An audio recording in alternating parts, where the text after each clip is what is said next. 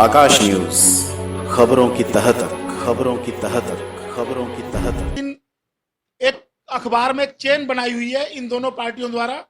ये बोलते हैं कि इसने 26,000 करोड़ का घोटाला कर लिया, इसने 13,000 करोड़ का घोटाला कर लिया।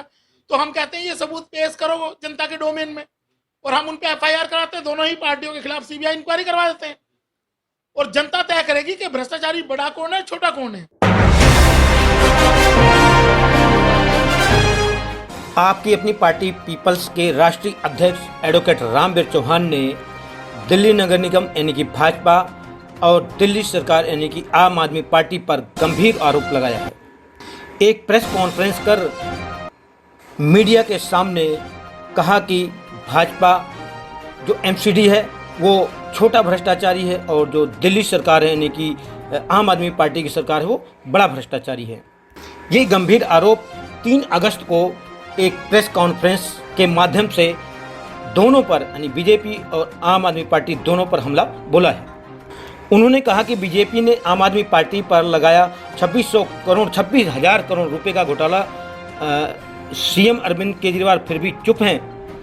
वहीं अरविंद केजरीवाल की तरफ से भी एमसीडी पर भ्रष्टाचार का आरोप लगाया गया है, यानी कि एक दूसरे के ऊपर आरोप लगाकर नूरा कुश्ती की जा रही है और दिल्ली की जनता को बेवकूफ़ बनाया जा रहा है। आइए हम आपको सुनाते हैं इस मौके पर एडवोकेट रामवीर चौहान ने और कुछ क्या कहा। दिल्ली में एक जो दिल्ली की जनता की आंखों में निगम के चुनाव को लेकर धूल झोंकी जा रही है, उस मुद्दे को लेकर हमने एक प्रेस वार्ता की है कि दिल्ली की जनता तय करे कि कौन भ्रष्टाचारी छोटा है और कौन बड़ा है। क्योंकि आए दिन एक अखबार में एक चेन बनाई हुई है इन दोनों पार्टियों द्वारा। ये बोलते हैं कि इसने 26,000 करोड़ का घोटाला कर लिया, इसने 13,000 करोड़ का घोटाला कर लिया। तो हम कहते हैं ये सबूत पेश करो जनता के डोमेन में, और हम उन पे एफआईआर कराते हैं। दोनों ही पार्टियों के खिलाफ सीबीआई इंक्वायरी करवा देते हैं, और जनता तय करेगी कि भ्रष्टाचारी बड़ा कौन है, छोटा कौन है। और जनता को ये जो मिसमैनेजमेंट था कोरोना काल में, दिल्ली में ही लगभग लाखों लोगों की डेथ हुई है। उन डेथों को छिपाने के लिए, उन सारे मिसमैनेजमेंट को बचाने के लिए दोनों पार्टियां, आम आदमी पार्टी और भाजपा ने हाथ मिला लिया है, ताकि जनता की यादों से जल्दी से कोरोना काल मिटा दिया जाए। इसलिए ये इस तरह की प्लानिंग चली हुई है, और इसके लिए लोग काम कर रहे हैं। छोटा भ्रष्टाचारी बड़ा भ्रष्टाचारी, हम जानना चाहेंगे कि छोटा कौन है, बड़ा कौन है। ऐसा दिल्ली में 2 सरकारें चल रही हैं, 2 पार्टियों की सरकारें हैं, एक आम आदमी एक भाजपा। अब ये इन दोनों को तय करना है, क्योंकि अखबार में डेली नए घोटाले की बात आती है। अगर डेली कोई घोटाला होता है तो ये तो डेली ओवरलैपिंग हो जाएगी ना, कभी किसी का घोटाला ज्यादा हो जाएगा, कभी किसी का। तो ये तो दिल्ली की जनता तय करेगी किसने बड़ा किया, किसने छोटा किया है। तो आप किस तरह से जो है कि इनकी आप जो पोल खोलने जा रहे हैं, हमने दिल्ली में अपनी सारी टीम, जितने भी हमारी निगम के कार्यकर्ता हैं, जो हमारे लोग लगे हुए हैं पार्टी के आदमी, वो सभी के सभी कार्यकर्ता दिल्ली के घर घर में जाएंगे। ये हैंडबिल बांटेंगे सभी घरों में, और हम दिल्ली की जनता को आश्वासन दिलाने के लिए 15 अगस्त से, ये तो आजादी जो है उस दिल्ली की जनता को इस भ्रष्टाचार मुक्त शासन की उसके लिए, उस आजादी के लिए हम एक कैंपेन चला रहे हैं दिल्ली में। निगम चुनाव सामने है, क्या लक्ष्य लेकर चल रहे हैं आप?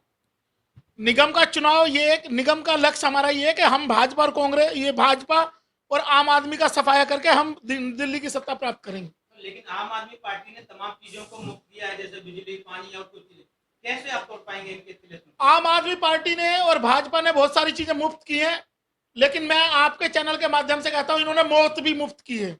इन्होंने मौत भी मुफ्त में दी है कोरोना काल में। तो दिल्ली की जनता तय करे कि मुफ्त का पानी पीना है या मौत मुफ्त लेनी है। मौत भी तो मुफ्त बांटी है इन लोगों ने, उस मौत को छिपाने के लिए इन लोगों ने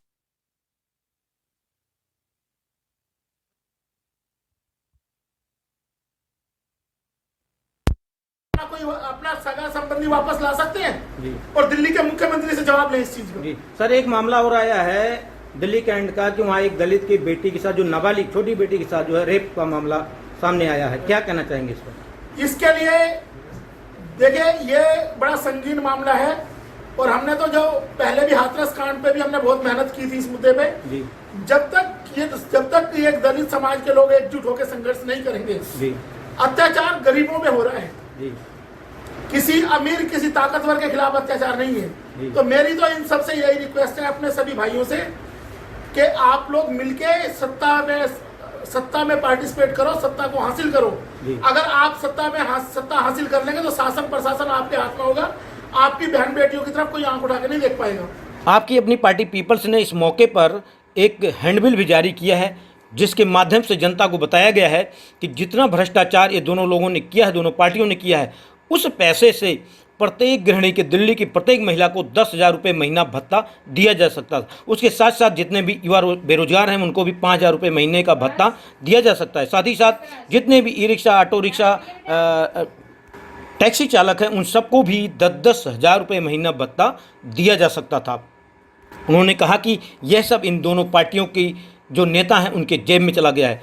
रामवीर चौहान ने दावा किया है कि अगर उनकी पार्टी दिल्ली नगर निगम में आई, अगर जनता ने साथ दिया तो इस सब का एक एक हिसाब लेकर और इन पैसों को जनता में हम बांट देंगे।